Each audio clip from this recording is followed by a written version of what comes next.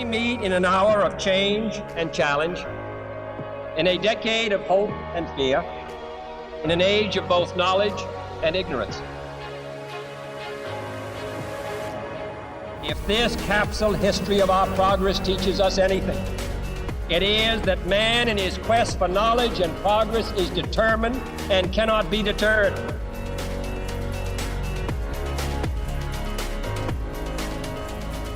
Because that goal will serve to organize and measure the best of our energies and skills.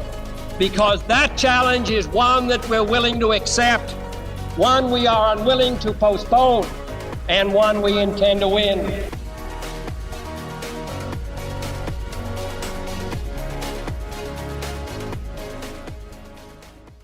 Hello, everybody. Welcome back to the next episode of the Energy Impact Podcast. I'm Adam Zuckerman, your host for today. I'm joined by our esteemed guest, Ryan Hobert, who's the Managing Director of Climate and Environment at the UN Foundation. That's the United Nations Foundation. Ryan, it's great to have you.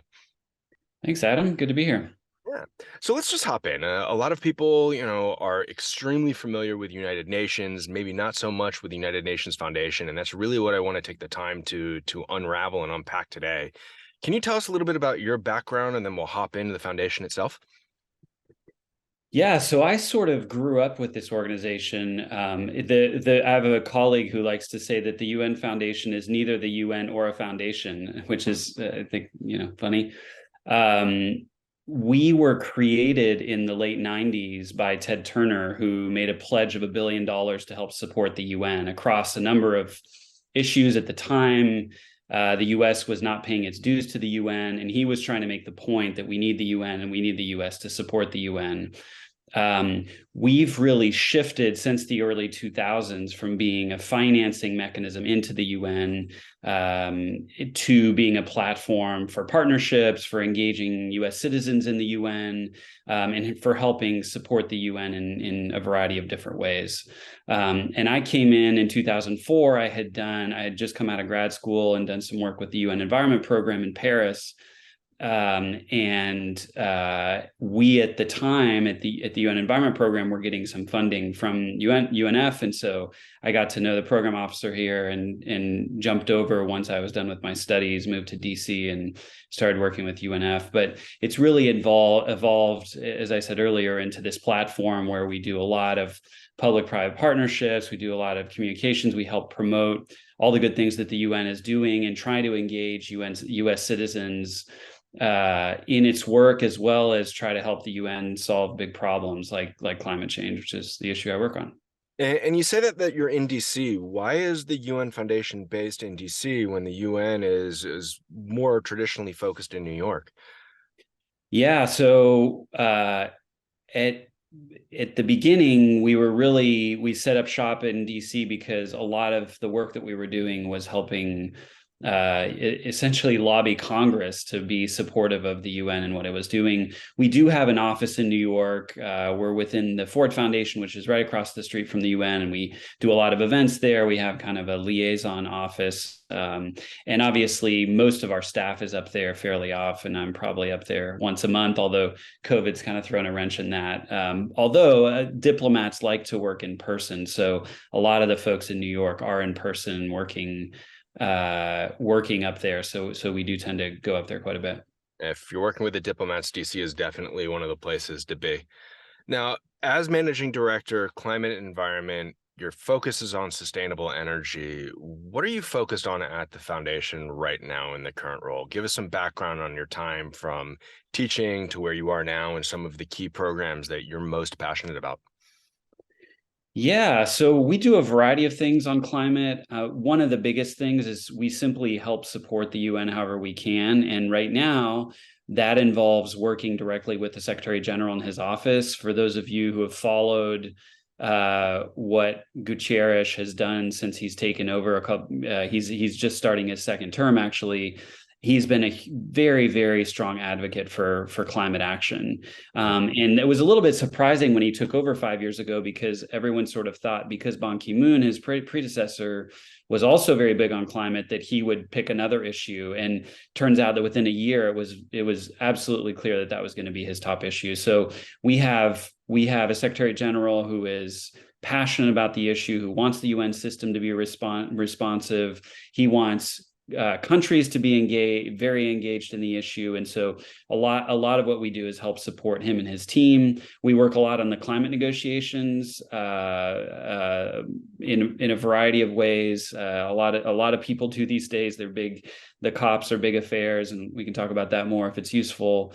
But we also focus on a couple of discrete issues that are related to climate. So I myself, since you asked, have been doing a lot of work on food and climate, which has been, we think, an underappreciated and underworked on area in climate change. Up to a third of all emissions come from food systems writ large, whether it's agriculture or selling food or food waste, things like that. But climate change also has tremendous impacts on agriculture and food systems as well. And so if we don't do something about climate change, particularly smallholder farmers in poor countries are going to get absolutely hammered by the impacts of climate change. So we're working on that whole nexus of issues. We work closely with the Intergovernmental Panel on Climate Change, which is the UN body that brings together hundreds of scientists who periodically tell us what the latest science on climate is. And we help them with communications work and do a lot of other things. They're currently wrapping up the cycle that they're in right now. These cycles are typically 2 years long. They come every 5 to 6 years. And so the synthesis report, which is the summary of the previous reports over the last couple of years, is coming out in March. It's been slightly delayed, but we're doing a lot of work with them on that. And then we work on a few other things, including oceans and shipping work. How do we decarbonize the shipping sector?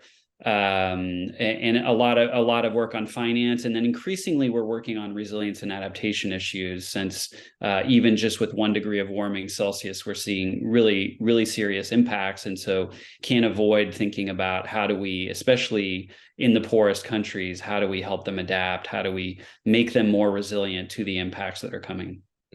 It seems like you're focused on so many different things at once. How large is the team? So we're a very small team. We're only just about a dozen people.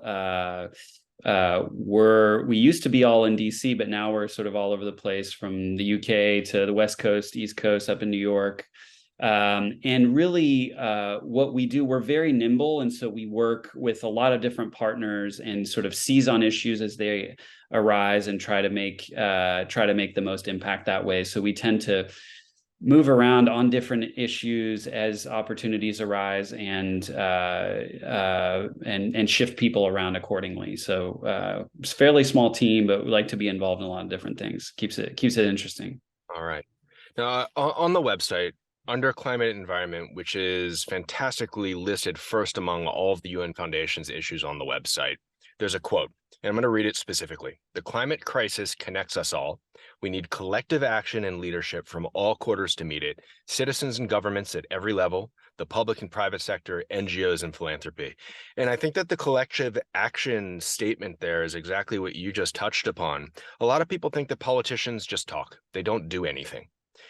What is actually happening right now in terms of collective action, of bringing the citizens, bringing the governments together? What are you seeing as very promising, and where are you seeing some of the challenges?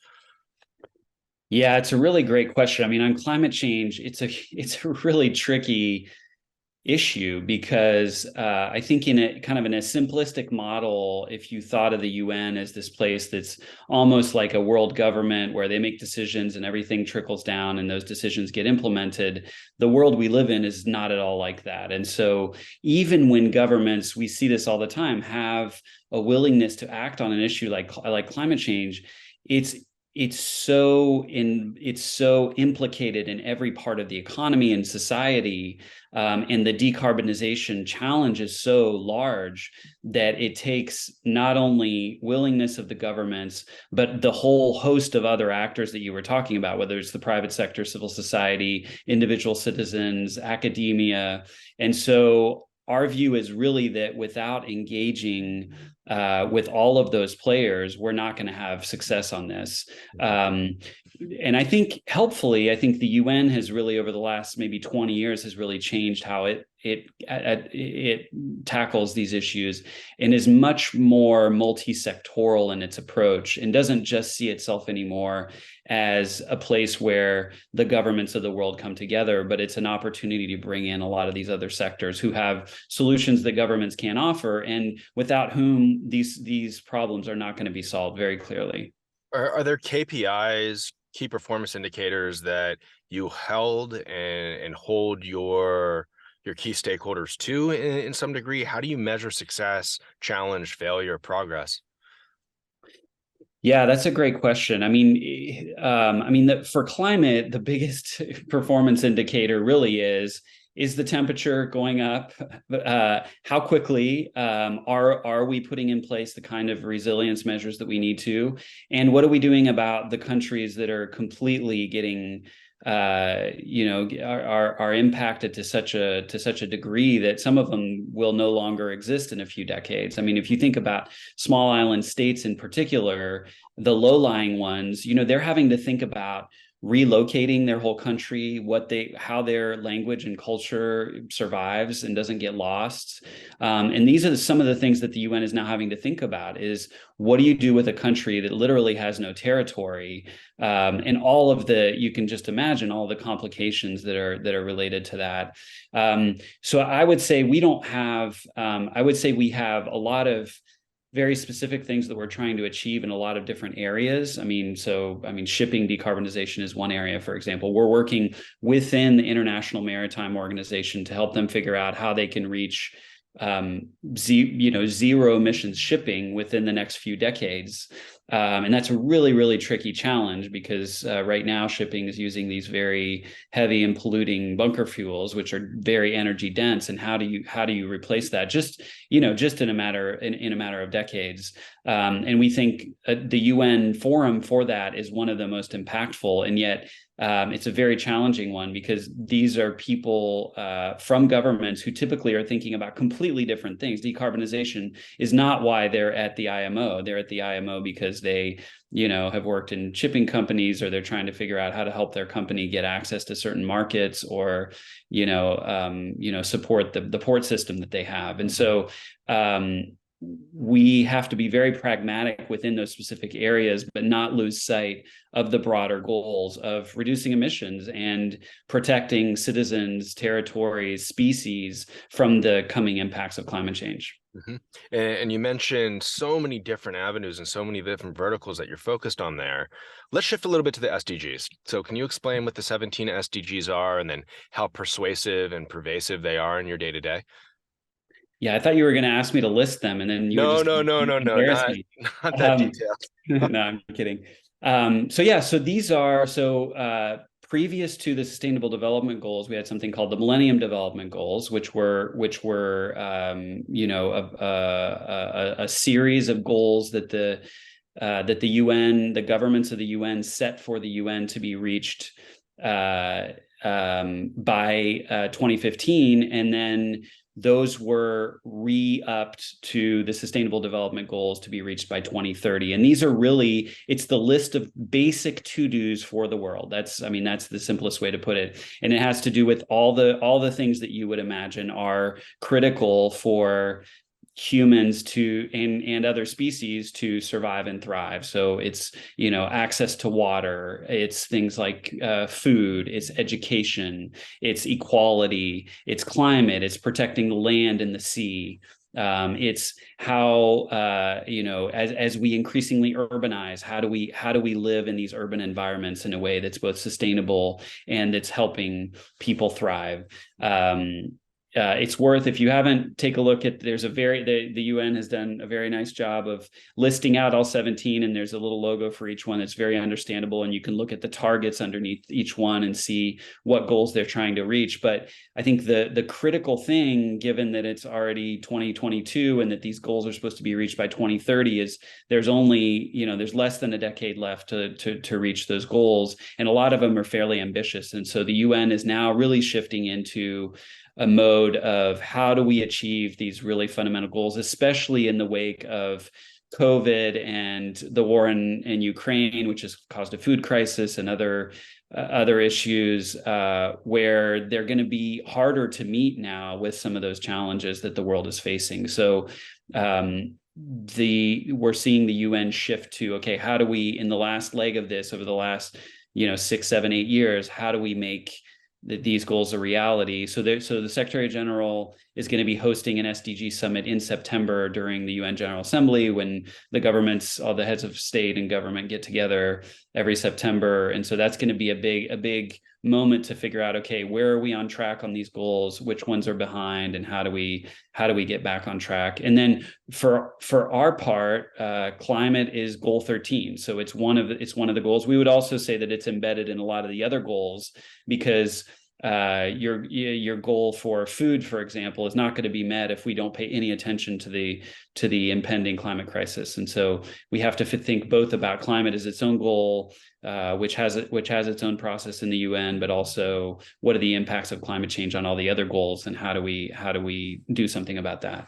Yeah, it's clear that climate plays a foundational SDG role as it impacts the other SDGs on many levels. And as you set those directions and those metrics and the programs and initiatives that are in support of that specific SDG, is it for countries? Is it for companies? Is it for citizenry? Who's supposed to pay attention? Yeah. So I think it's all the above. I mean, the UN is a gathering of countries, right? This is what the system that was set up after World War II was for countries to come together and solve the world's problems. Mm-hmm. I think it was primarily that kind of a forum for the first few decades. I think since 2000, or maybe a little before, as I was saying earlier, it's become very clear that a lot of these things, these problems, can't be solved without a lot of other stakeholders being intricately involved in what happens at the UN. And so the goals are set by governments, but there are a lot of ways for the private sector and civil society writ large to be involved in meeting those goals. And as I was saying earlier, it's really the to-do list for the world. And so it goes beyond just what the governments are doing. It has to be something that citizens are directly engaged in and care about, and want to see not only their own governments deliver, but want to see every government get help to deliver on those goals. Do you think that we're on track to meet the climate goals that are set, or do you think that we're in a tough spot? Yeah, well, we're in a tough spot. I mean, I think it's the classic glass half full or empty kind of question. Mm-hmm. I think on the one hand, we are not where we need to be. We know that emissions are rising too rapidly. They continue to rise when they should be going down. I mean, if we want to reach net zero by somewhere around mid-century, we need, especially in developed countries, we need plunging emissions. And we have some progress. I mean, in the US and Europe and other places, emissions are going down, but they're not going down quickly enough. And in some countries, like China, like India, emissions are still going up. They could be going up faster. So I think there's some success there, but we're not where we need to be. I mean, the feat of taking on climate change in a serious way is it's a tall order. And so, the goal that the Paris Agreement has set for us is staying under 2 degrees and trying to stay under 1.5 degrees of warming. We're already at 1 degree. And as I said, emissions are continuing to rise. And so I personally think that Paris, the kind of process that the Paris Agreement sets up with 5-year increments of pledges by countries that are reviewed in the 3rd year to see if they're adequate, and a kind of continuing improvement process for countries to outdo each other in reducing emissions, in responding to adaptation needs, is exactly the right one, because we don't have a world government, and there's no one at the top who can just mandate that countries reduce their emissions. And it's so complicated in the ways that it's implicated in the whole of our economies anyway, that wouldn't be possible. But I do think that is the right process. And that's where citizens and a lot of other players have a huge role in saying to their governments, we want to reach these goals. We want you not only to meet them, but to ratchet them up and be more and more ambitious over time. And that's really the only way that we're going to meet the goals that we've set ourselves for the temperature goals that we've set on climate. So we need not only governments to take this really, really seriously and to think about how they're going to do this rapidly, but we need citizens to be involved so that the governments, whether it's in the ballot, in the ballot box, or day to day in what politicians hear from their citizens, we all have to be engaged in wanting these solutions to take place. So there's regular check-ins for the countries, which is fantastic. You activate the citizenry to hold their countries and other countries accountable. But you mentioned that there is no world government. Are there any other levers that can be utilized that aren't being utilized, or are there levers that are being utilized that can really hold countries accountable if they miss? And then the opposite side of that coin is, are companies, or countries rather, rewarded if they exceed their pledges? No, that's a great question. So on the first one, I think a lot of people are exploring this. I mean, one question is, can you work through the justice system, whether it's in particular countries or internationally, to try to hold countries accountable? Vanuatu is bringing forward a recommendation in the International Court of Justice to say that future generations need a certain amount of climate action, and that climate action is not being met, and therefore that countries should be held accountable for that. We'll see where that goes. We're seeing more and more lawsuits in a domestic context, including in the U.S., where you have, whether it's young people or others, or in some instances, citizens trying to hold oil companies, for example, accountable by saying, you caused this, you knew what the impacts were of using fossil fuels, and you essentially deceive people into thinking that the emissions from your products were harmless, and so we're going to hold you accountable for that. We'll see how some of those things play out. I think we've seen a few positive things, but ultimately, again, coming back to there's no world government. If a country is not convinced that it should be engaged with other countries in the process of collectively trying to reduce emissions, it's going to be very hard to make that country do that. And so I think the only thing we can do is double down and try to encourage countries to do more. And again, the theory is that if one country is, going above and beyond, others will be, have an incentive to go, do the same. And I think in the energy sector in particular, that's really going to be true. We're already seeing, for example, in in the electric vehicle market, for example, that the countries who have gotten a head start have a really good competitive advantage. I'm thinking of China in particular, and the rest of us are playing catch up. And if we're going to meet the goals that we've set ourselves on EVs, a lot of domestic production is going to have to be ramped up in a lot of countries other than China. And so I think that countries are increasingly seeing that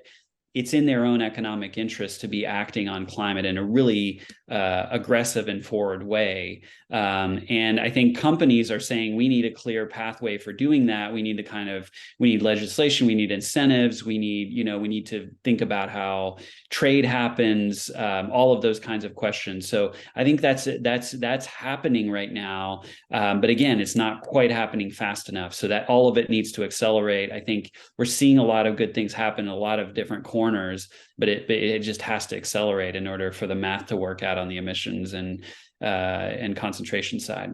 Yes, certainly. And we have seen some very positive notes come out of 2022. And the world saw the United States enacting its first ever climate legislation this year. There's COP, which just happened in Egypt. But why don't we talk about COP? It's a great convening event. Governments and companies and individuals and subject matter experts from around the world gather together. Can you explain what COP is, how the UN is involved, and what role it takes in the event itself for people that may not be as familiar? Yeah, so the COP, so the 27th edition of the COP, it's an annual conference of the UN on climate change, where essentially in the early 90s, countries came together and said, climate change is real, it's happening. We need a forum within the UN to deal with this issue, a negotiated process. And so the 27th edition just took place in Egypt, in Sharm el-Sheikh on the Red Sea. The interesting thing this year is it was really the first time. So the Paris Agreement, which I was talking about earlier, that was agreed in 2015, and that set up this process of 5-year incremental progress, the 2-degree and 1.5-degree goals, a lot of different other goals on adaptation, et cetera. And it took a couple of years after 2015 for a lot of the rules for the Paris Agreement to get themselves worked out. But this year, Sharm el-Sheikh, where the conference took place this year in November, it was just a month ago, was really the first conference where there wasn't really any major huge piece of negotiating that needed to take place that was on the agenda. And the interesting thing is, well, a couple things. One is it has become the UN's biggest convening every single year. It's bigger than the UN General Assembly. It's 45,000 people coming together in a particular place to talk about, from governments to civil society, private sector, talk about how we make progress on climate. And for a COP where there was no major negotiating agenda item. Now, I'm not saying there weren't things to be negotiated. There were a lot of things to be negotiated, and we can talk about some of those. But there was no major thing like there has been in the past. And yet that many people came together.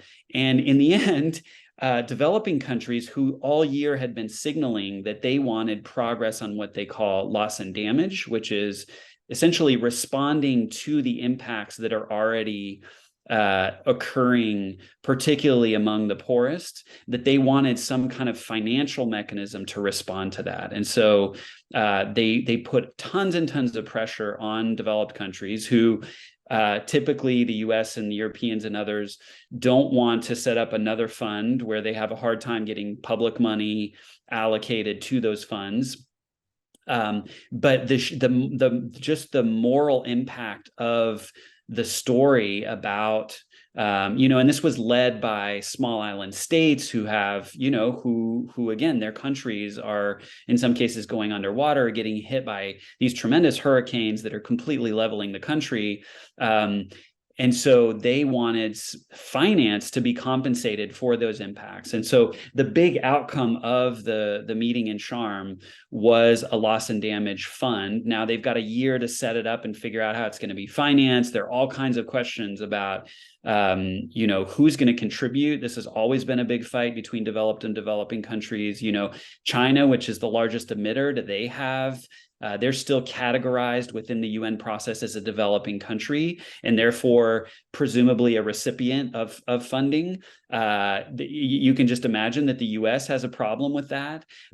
You have the Gulf countries, who are very rich countries, who are also categorized as developing countries. Should they be contributing to a fund like this? So I think that's a fight that we're going to have over the next year. But the U.S. and other countries simply couldn't counter kind of the moral clarity of the need for this kind of a focus on loss and damage. And then we've seen a lot of other interesting finance proposals, in particular, the Prime Minister of Barbados, Mia Mottley, who put forward what she calls the Bridgetown Agenda, which is essentially a rethinking of how we do development finance. The multilateral development banks, whether it's the World Bank or regional development banks, have this mandate to help support development in poor countries. And she's saying that in light of climate change, we cannot just go on doing business as we have until now. And we need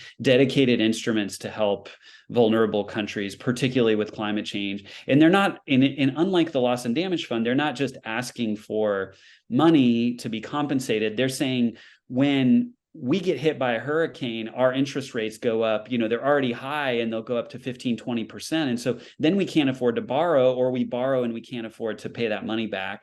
And yet you guys have, 3, 4, 5% interest rate. So what they're asking for is essentially to rethink how financing for development happens, so that it is fair, and so that the poorest can actually benefit and they don't just get into these debt traps over and over. And then on the flip side, sorry, I'm going on and on. No, it's good. On the flip side, on the energy side, since this podcast is about energy, we're seeing these just energy transition packages pop up. There's a South African one that's being developed. It's almost $10 billion to shift. Essentially, it's to essentially help particular large developing countries leapfrog past coal, past other fossil fuels, and go directly to clean energy. And so one of the big pieces of progress was not in the negotiations at all. It was that Indonesia got essentially something like a $20 billion package, a finance package, both public and private, to help it avoid coal build out and go straight to clean energy. And that's happening in Vietnam. There are questions with India taking over the G20, whether that can happen with India as well. So lots of interesting things happening that aren't directly in the negotiations, but that sort of come alongside this huge climate conference every year. Mm-hmm. And where do you see the energy mix transitioning? And do you think that COP and the SDGs play a role in that, shaping countries' objectives, or do you think that it's nice to say, but the reality is countries are completely independent and it's a lot of talk? Yeah, I think you can make a case for either one. I mean, energy is always a big topic at the COP.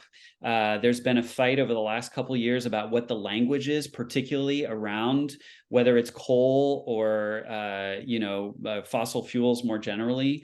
The last year there was, I don't know if you remember, but there was a big fight over phasing down or phasing out coal, and the language ended up being phasing down, which India and others supported, and there was a big hoopla about that. This year it was India put forward a proposal to say we should phase down all fossil fuels, not just coal, and so that a number of countries were against that. That ultimately did not succeed, but there is language now about boosting low emissions energy. And so I think that's really the first time that we're kind of getting at fossil fuels indirectly.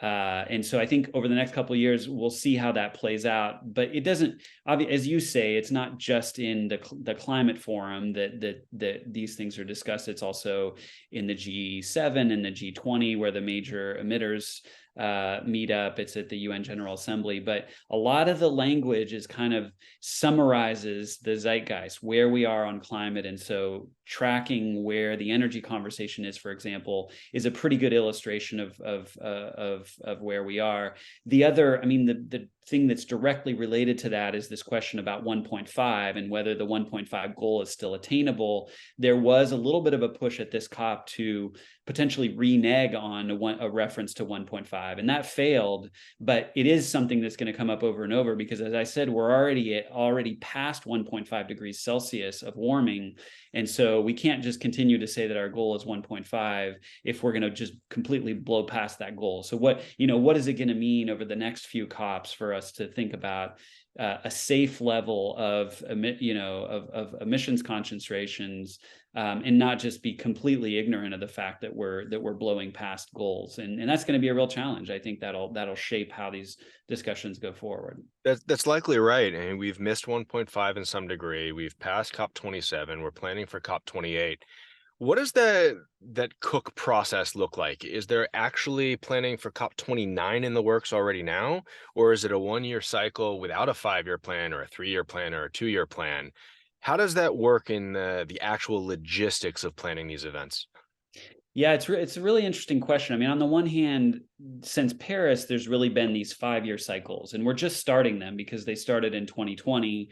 And so we're sort of halfway through that first cycle of ratcheting up emissions ambition. So next year is a big year, 2023, because it's the third year of the cycle. And in the third year, they've set up what they call a global stock take. So that's when you say, okay, where are we? Are we meeting the nationally determined contribution? So these are the country plans that we've said we. Who is they? Who is they in the quotes? So they get together. Who is that?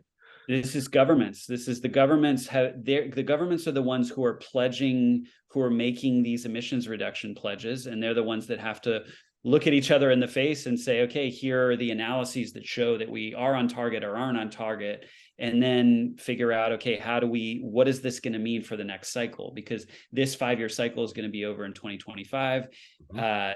And then you get into the next one and figure out, okay, what emissions reductions can we make the next time around. So this global stock take, so we already know that the COP28 is going to take place in Dubai and UAE.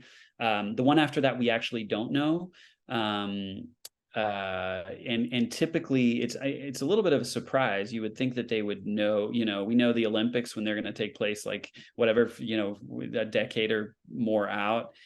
Sometimes it's only like a year ahead of time that the country knows that it has to prepare for a COP, which really isn't enough. So, I mean, that's a really good question about why there's not a little bit more foresight. But we know that in the years to come, Australia is looking to host a COP, Bulgaria potentially for the Europeans, and then with Bolsonaro getting elected in Brazil, there may be a COP in Brazil, and that would be kind of iconic because the Rio in '92 is when the Convention on Climate Change and a few other conventions got set up. So that would be a big moment.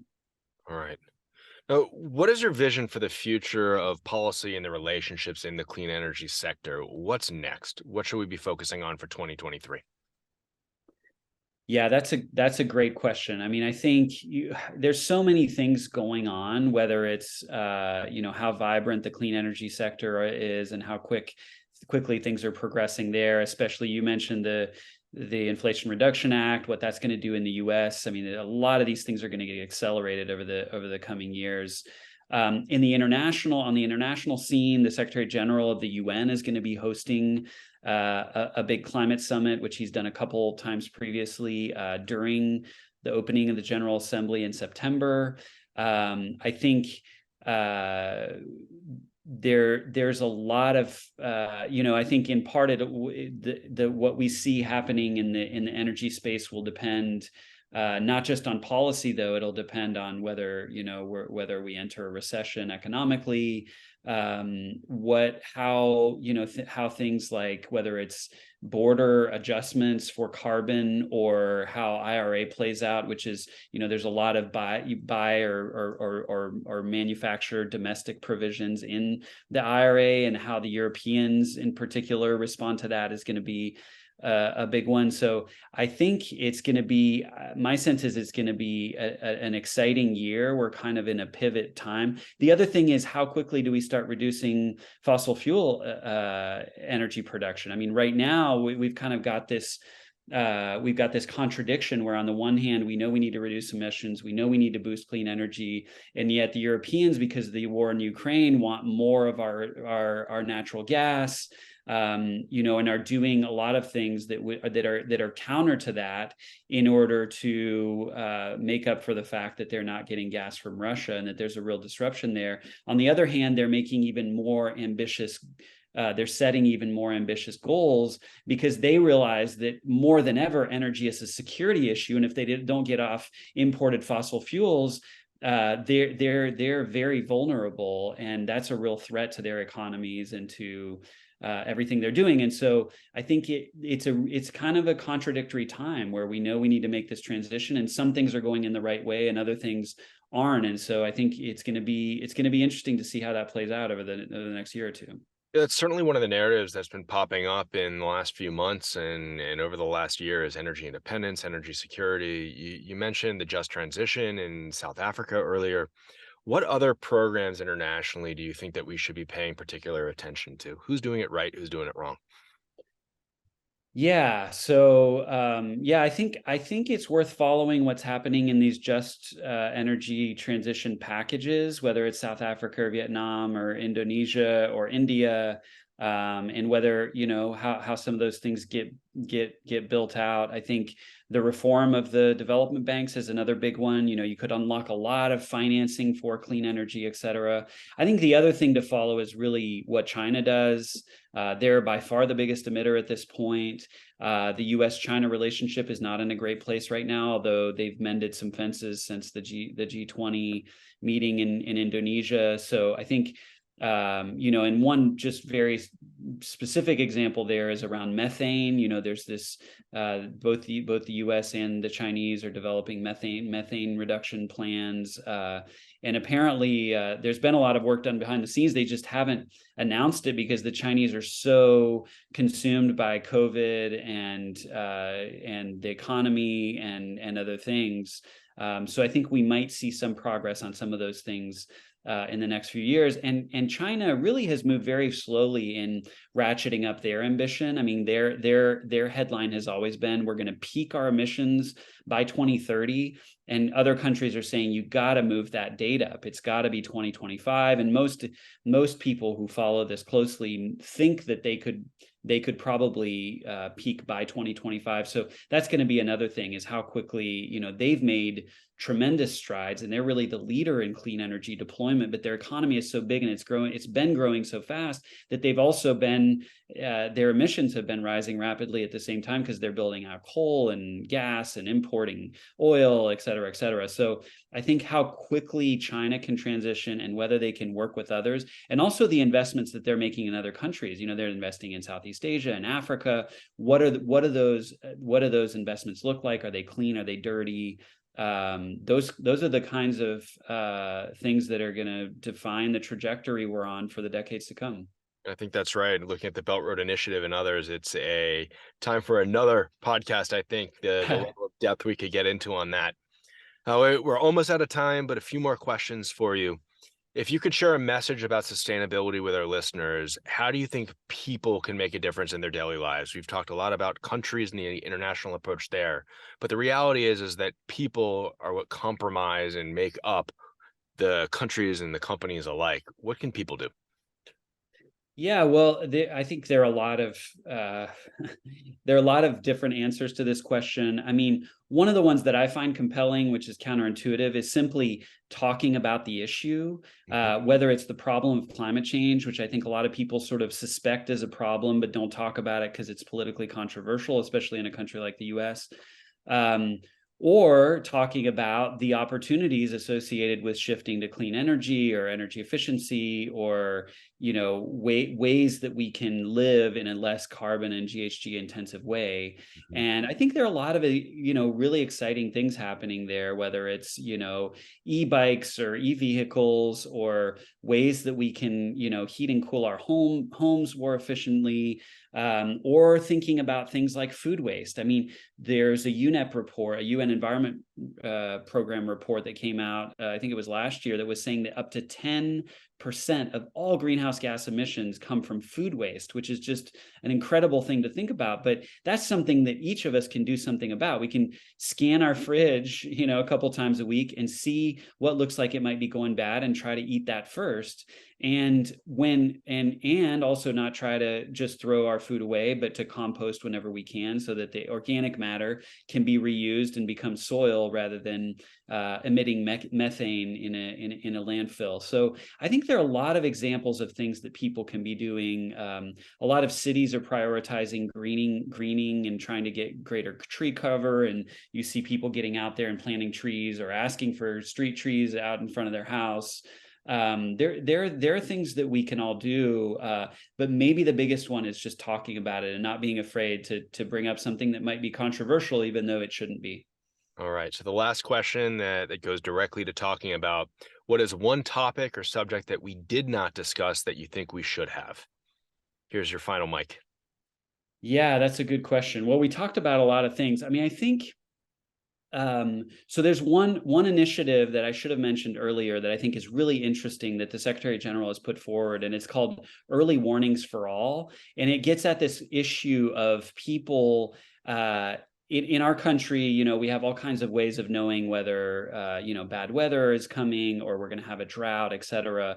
In a place like, in a lot of countries in Africa, for example, even though people depend much more directly on the land because they depend on growing their own food for sustenance, et cetera, they don't have good They don't have good data about the weather and about longer term trends, and they don't have the kinds of communication system to let them know about those things. And so it's a cool initiative. It was just launched. It's called Early Warning Systems for All, and it's about within the next 5 years putting in the investment to have warning systems, whether it's for a hurricane or it's for a drought or a flood, any extreme weather. And they're doing some interesting things, working with tech companies, trying to raise the money that it'll take, especially for the poorest countries, to get the kinds of systems they need to respond to that. So I think that's one that is worth watching out for and helping support however we can. All right, we'll definitely keep an eye out for it. Ryan Hobert, Managing Director, Climate and Environment at the United Nations Foundation. We appreciate the time. This is the Energy Impact Podcast, and I'm today's host, Adam Zuckerman. Thanks for joining. Thanks, Adam. Our leadership in science and industry, our hopes for peace and security, our obligations to ourselves as well as others, all require us to make this effort, to solve these mysteries, to solve them for the good of all men and for the progress of all people.